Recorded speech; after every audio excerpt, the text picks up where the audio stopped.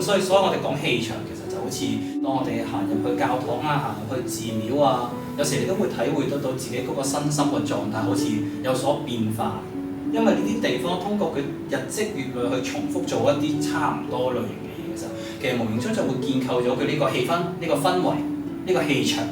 就因為呢個氣場充滿住佢哋呢一類別事情嘅信息量喺裏邊，即係個人個個嚟到都係祈禱嘅，即係去祈禱一啲好嘅嘢嘅。慢慢久而久之就會形成咗